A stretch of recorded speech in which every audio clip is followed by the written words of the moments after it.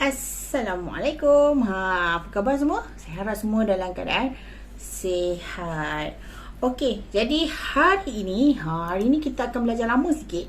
Sebab apa? Hari ini kita akan buat karangan autobiografi. Tahu tak karangan autobiografi tu apa? Nanti saya akan terangkan. Sebenarnya awak pernah buat di awal tahun hari tu kan tentang karangan autobiografi ni. Okey, jadi untuk tajuk hari ini kita akan buat tajuknya Aku Sebatang Pokok Kelapa Sawit. Kelapa, bukan kepala ya. Kelapa sawit. Awak tahu tak kelapa sawit tu apa? Pernah nampak? Siapa yang duduk dekat-dekat dengan kawasan peladangan? Mungkin awak biasa ataupun ibu ataupun ayah awak bekerja dengan bekerja di ladang sawit. Awak sangat bertuah lah sebab awak boleh nampak buah kelapa sawit tu depan mata. Saya sendiri pun tak pernah nampak. Okey, hanya tengok dalam gambar sahaja. Okey, jadinya mari kita tengok apakah objektif pembelajaran kita hari ini.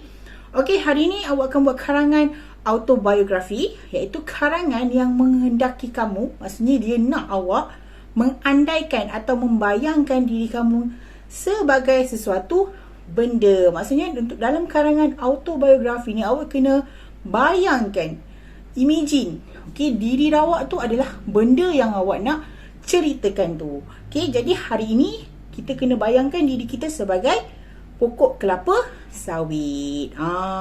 Cikgu, saya tak pernah jadi kelapa sawit. Saya pun tak tahu macam mana kelapa sawit tu sebab saya tak pernah jumpa. Jangan risau. Lepas ni saya akan tunjukkan, saya akan bagi tahu apa itu pokok kelapa sawit, ya. Jangan risau. Okey.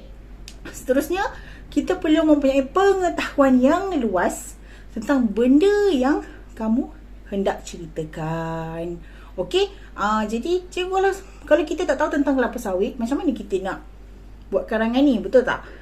Jadinya, saya dah buat sedikit carian dan saya dah jumpa satu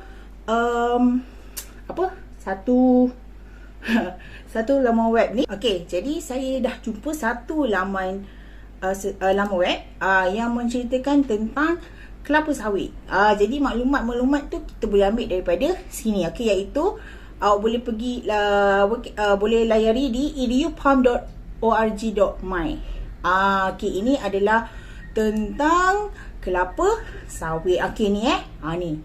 Okey, fakta tentang minyak sawit. Dia dari dalam website ni dia menceritakan dari A sampai Z apa yang kelapa sawit ni apa keistimewaan kelapa sawit. Okey, baik, kita tengok dulu tentang kegunaan kelapa sawit. Sekejap, kita pilih yang mana. Okey, dekat sini. Okey, nampak tak? Ada 6 tajuk yang boleh yang laman web ni bagikan kepada kita, iaitu sejarah minyak sawit, titik permulaan hingga akhir, tanaman, proses minyak sawit, proses penapisan minyak sawit. Okey, jadi hari ini bawah ni pun ada beberapa lagi maklumat kegunaan dia pun ada banyak. Awak boleh tengok sendiri nanti, awak boleh baca sendiri nanti. Link ni saya akan bagi dekat bawah. Okey, di ruangan description di bawah. Awak boleh klik kat situ ya. Okey, jadi hari ini kita nak tahu sedikit tentang kelapa sawit. Jadi mari kita tengok macam mana kelapa sawit ni tumbuh. Macam mana dia daripada benih sampai ke pokok. Dekat sini. Dia bermula daripada benih. Lepas tu dipindahkan ke tapak semaian. Lepas tu letak dalam polybag. Okey, lepas tu baru pindah ke ladang. Okey, dekat ladang tu dia akan duduk selama 30 bulan. Okey, lepas tu baru dia boleh berbuah. Dan pokok kelapa sawit ni bagusnya, dia boleh hidup selama dia boleh berbuah selama 30 hingga 20 tahun. Lama tu. Okey. Baik.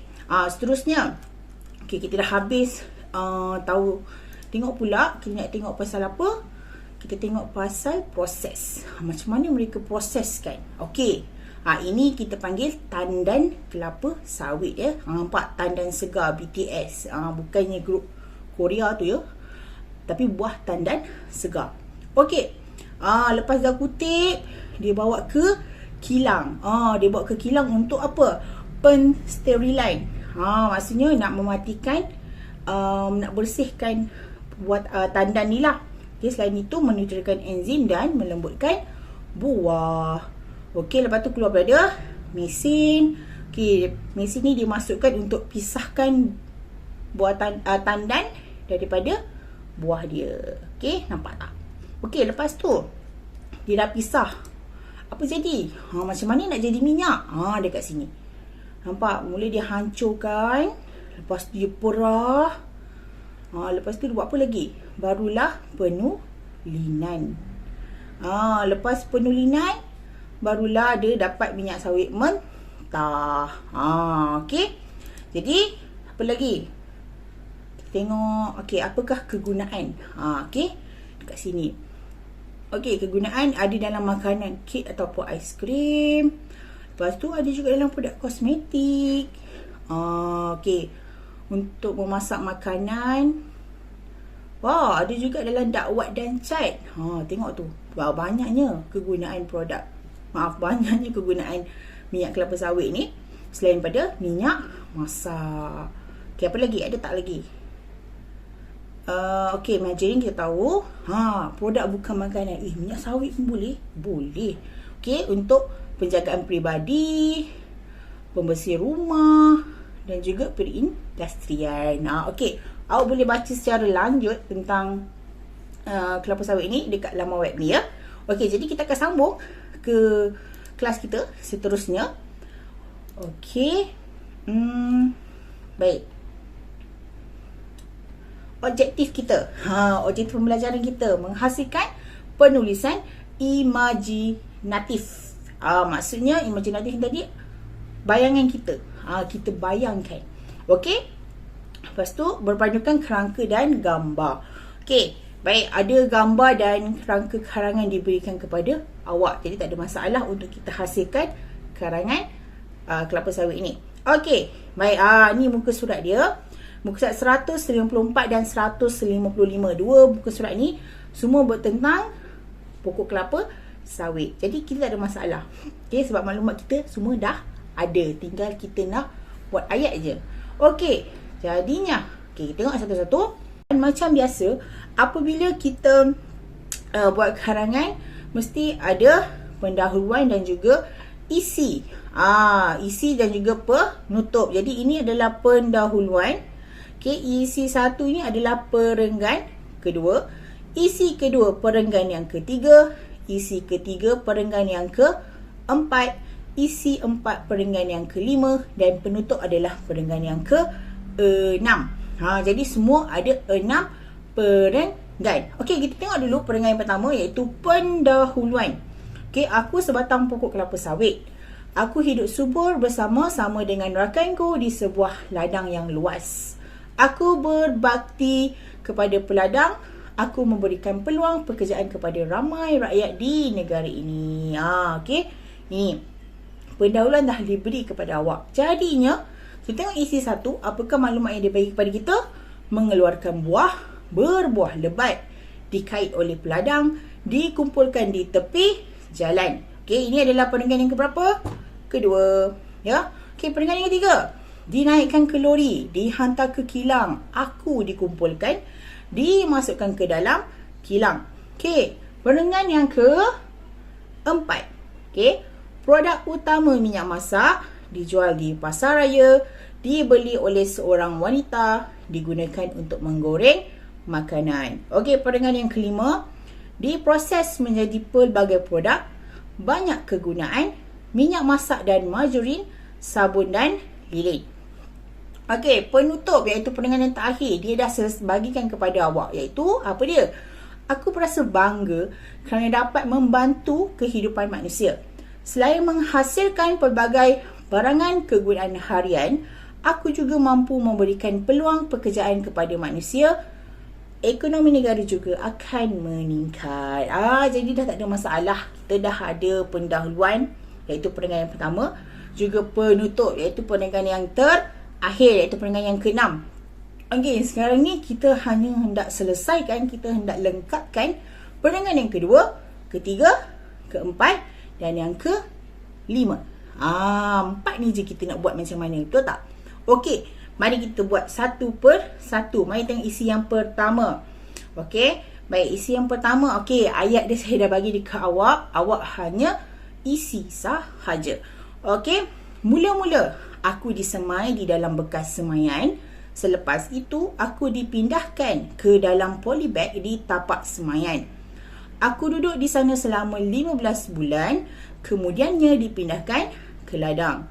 Setelah aku berusia 30 bulan, aku mula mengeluarkan buah di sini. Okey.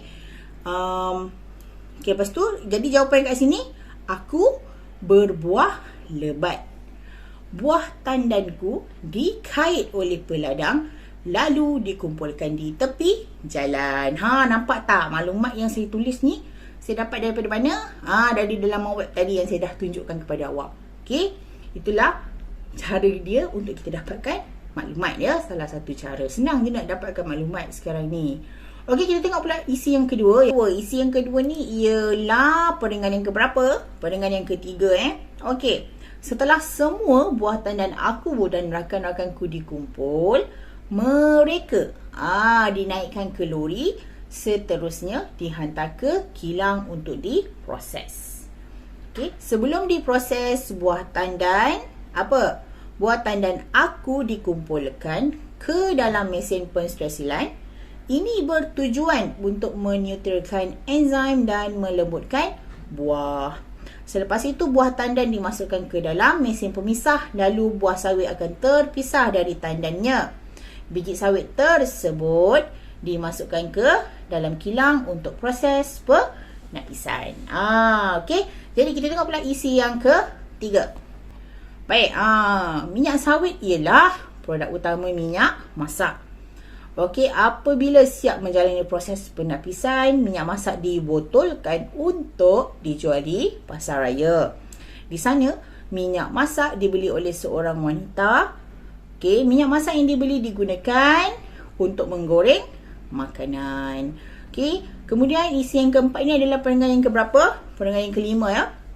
Okey, minyak sawit boleh diproses menjadi pelbagai produk dan mempunyai banyak kegunaan untuk menghasilkan produk makanan dan produk bukan makanan. Kita tengok tadi kan apa yang bukan makanan dia. Selain minyak masak dan margarin, minyak sawit juga boleh menghasilkan produk seperti sabun dan lilin. Okey, jadi perenggan yang terakhir adalah penutup. Tadi penutup awak boleh salin. Okey, macam ni. Saya nak awak salinkan yang macam ni. Ada tajuknya, ada pendahuluannya, ada isi ada 4 tadi, dan juga ada penutup. Okey, nak salin dalam buku apa? Nak buat dalam buku apa? Buku penulisan. Okey, jadi itu sahaja kelas kita pada hari ini. Saya harap awak boleh buat, dan ingat, jaga diri, jangan merayau mana-mana, siapkan kerja rumah awak ya. Okey, stay safe. Assalamualaikum, kita jumpa lagi insyaAllah. Bye.